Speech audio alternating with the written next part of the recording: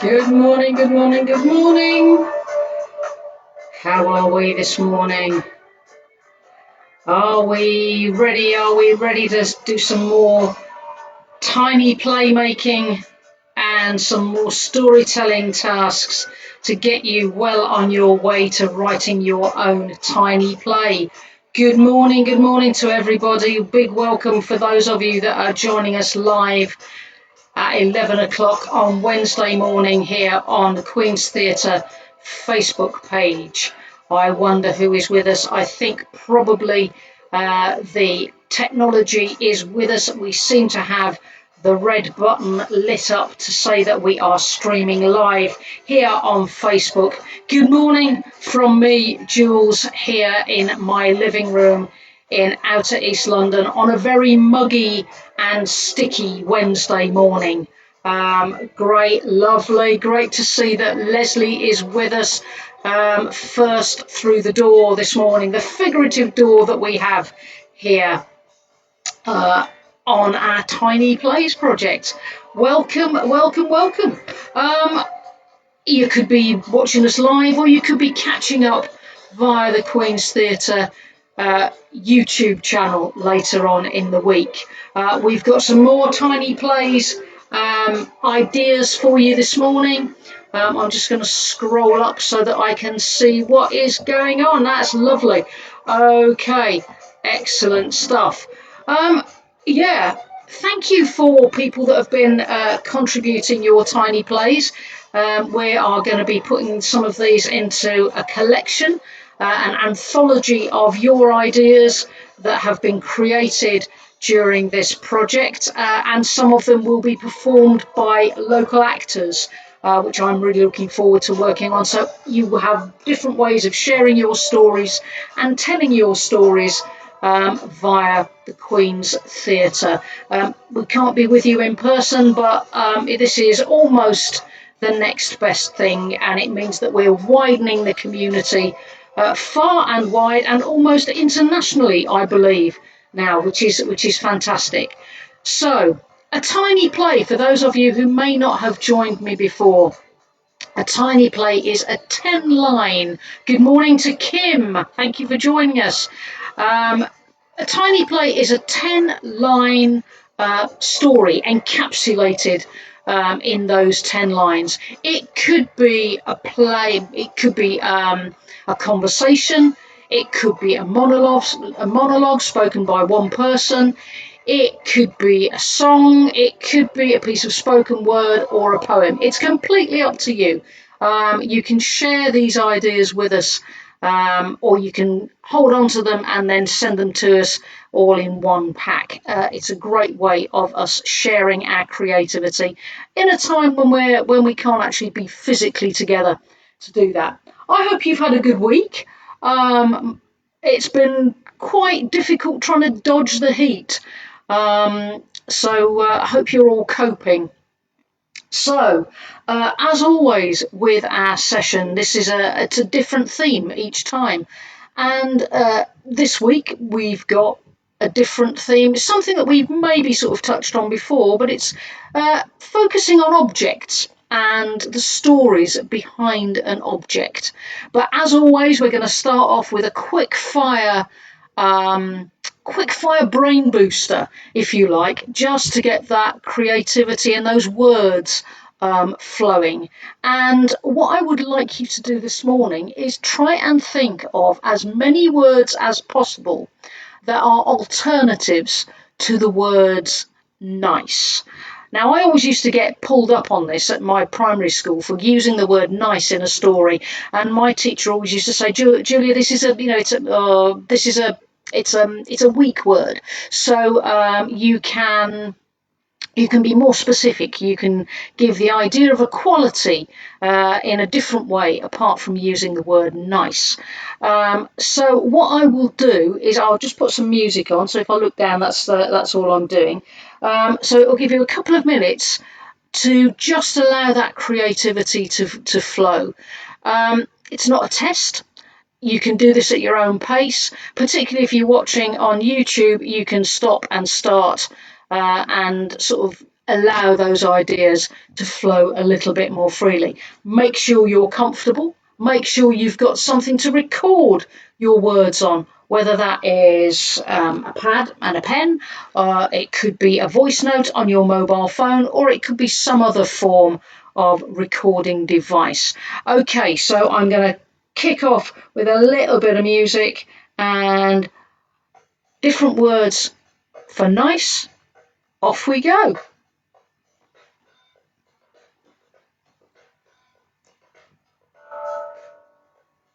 I can start you off with a couple. Pleasant. Good.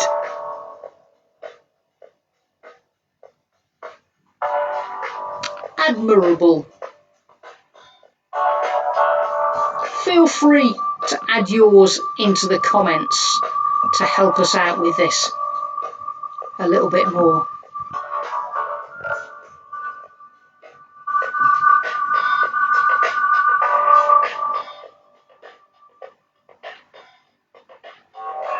Take a nice breath in, because it helps to get the oxygen to your brain and get those words flowing. Be as specific as you can.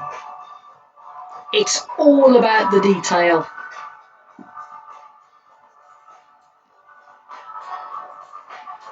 Maybe think of some opposites.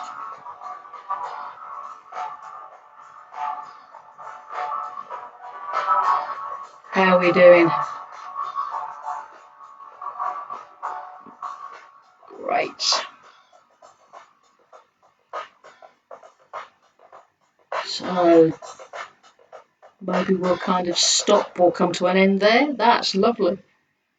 Okay. So I wonder what words you have come up with as part of that quick fire brain boosting challenge. You can always add to these lists later on. You always find that you kind of think, oh yes, I wish I'd thought of that one, but there's absolutely no pressure. Lovely. Thank you, Leslie. We've got enjoyable, delightful. I'm glad John is comfortable. It's all about being comfortable. It's all about sort of settling yourselves down in a place that feels the most helpful to you for coming up with these words. That's fantastic. All right, as I say, you can always add to these lists. I suppose also we could kind of call them a word bank, really. They may not be immediately useful to you, but they might be things that you can refer back to at a later date.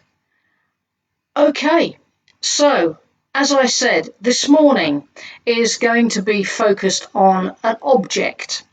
And what I would like you to do, just take a moment or two to think about an object. It could be an item of clothing, it could be a photograph, it could be a trinket of some sort that means something to you. It could be that it's somewhere close by in the room where you are. You might want to go and pick it up. Don't feel you've got to go rushing around the house to go and collect something, but just have it in your mind's eye so that you know whereabouts it is, and think about the connection that you have to this object or this piece of clothing or this photo. And I'm going to take you through now some prompts, some ideas from me to maybe inspire some thoughts from you that, again, you can record. So what we're going to do is we're going to just put a little bit of music on just to help us with getting those ideas focused. And as always, I'm going to kind of ask you some questions to help you consider the story behind this object or this piece of clothing that you have that is a favourite thing of yours. So I'd like you to think about some W words actually. So when did you get this thing? When did it come into your possession? What were the given circumstances of it? It might be that you were given this thing.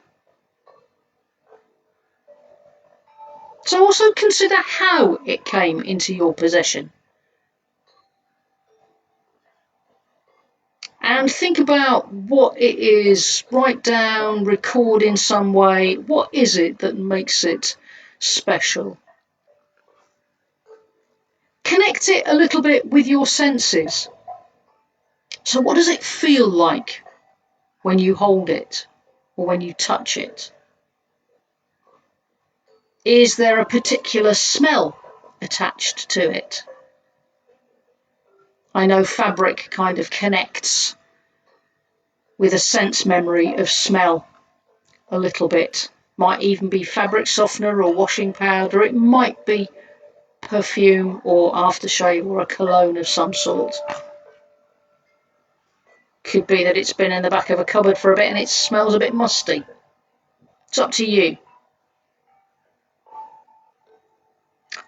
So think about where it came from. Why did you choose this object? What is it that makes it special to you?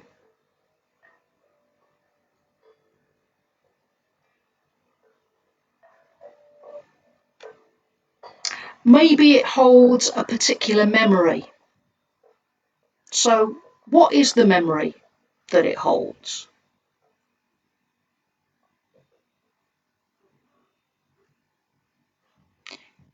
Does it take you back to a time?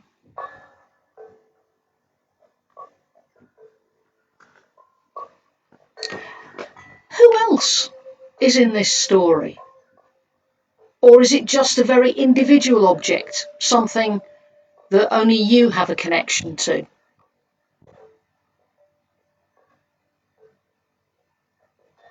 That you have the story?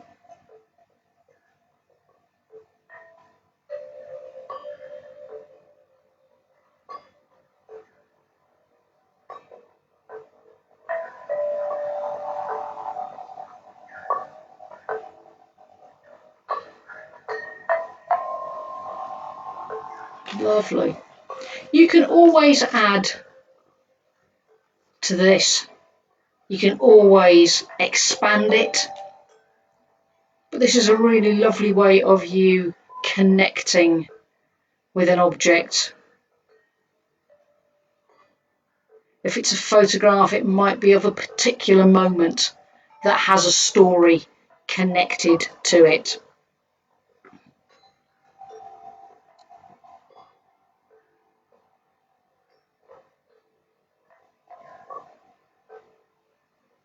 I'm just looking around the room and I have quite a few different things that have stories connected to them, that immediately you kind of think back to the time when that object came into your possession.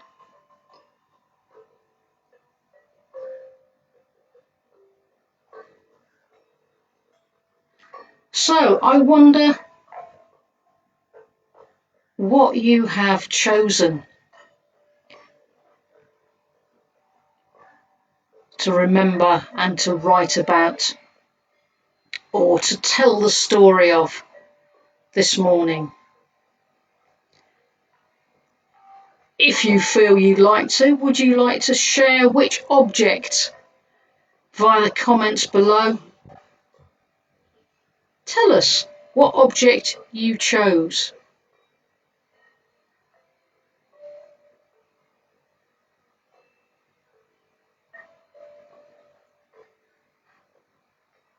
Great.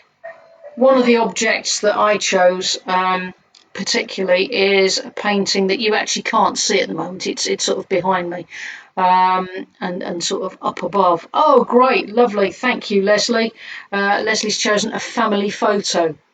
I think they're photos particularly because they are pictures, and there are very great stories that kind of go behind pictures and images. A lot of the time when I'm working with children in school, I kind of use a picture to kind of stimulate a story and get them to tell me the story of what's going on in that picture. I use them a lot with youth theatre work as well.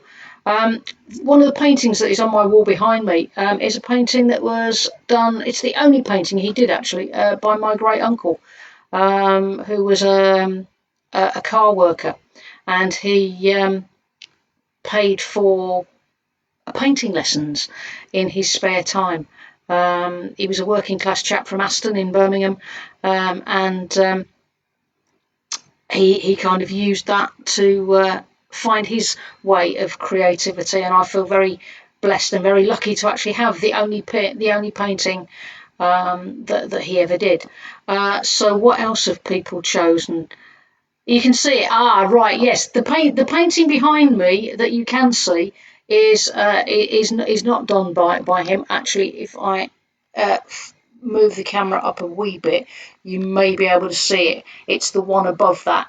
But maybe what I will do. Oh, lovely. There you go. So it's the painting that is immediately above that.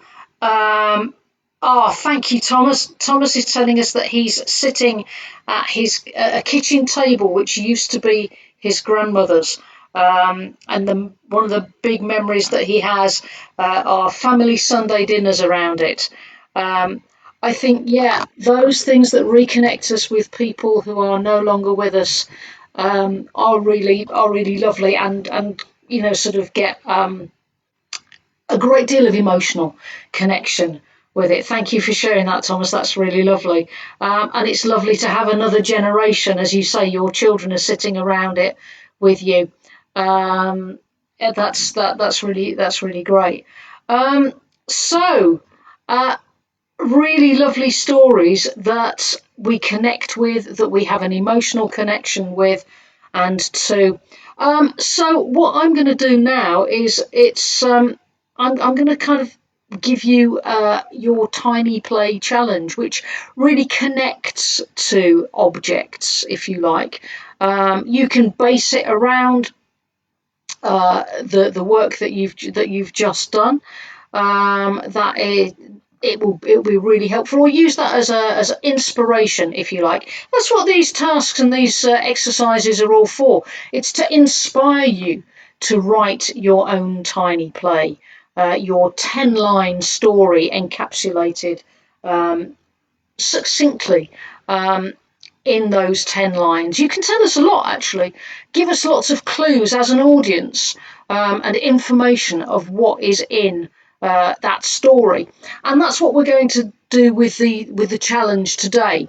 It is I'm going to give you the challenge to write a piece that involves 2 to 4 people, and it's going to be a conversation. And within that conversation, there's going to be a whole story. And it's about something that you have. It's the same object. One person could be holding it, 2 people. It's completely up to you. But what I want you to think about is those W words again. When is this? Where are they? Where are these 2 to 4 people? How do they know each other? What is the relationship between them? And how or why did this object come into their possession? Does it mean the same to all of them? If so, why? If not, why not? And like I say, as a writer, because that's what you all are, you can give the audience information through the lines that you write about the background, the backstory, if you like, to this object, this possession. Again, it could be a trinket, it could be a photograph, it could be a piece of clothing, it could be something entirely up to you. Use things around you for inspiration. Write about what you know. That's what writers do. Something that you have a connection to, and use the conversation to actually tell that story and to give us the information as an audience. And also about the relationship between the characters. So that's your tiny play challenge for this week. A conversation between 2 to 4 people about an object, giving us the story of that object through the conversation. Now, as always, we'd love you to share that story with us. And you can do that immediately. You've finished it or you feel like it's ready to be shared by sending it to us. And you can send it to, by post, you can send it to the Queen's Theatre, Hornchurch, Billet Lane, Hornchurch, RM11 1QT. You can email them to us at learning@queens-theatre.co.uk. And with all these, just make sure that you've got your name and contact details somewhere on them. And also, if you've got one, a title for your tiny play. Again, send it to us in whichever way or whichever format you like, but please share your stories with us. I've so been enjoying reading such a great variety of things that you've been inspired to create as part of these sessions. So we've kind of come to the end, really. Do this in your own time. You can always, as I say, recap on the things that we've done today via the YouTube channel, where you can pause and rewind or stop whenever you like. Very much do this at your leisure, and just really enjoy the process. It's been great sharing some of my memories about an object with you this morning. Have a great week. It will be really, really lovely to have you with us again next time. No pressure. Keep safe, keep well, and bye for now. See you soon.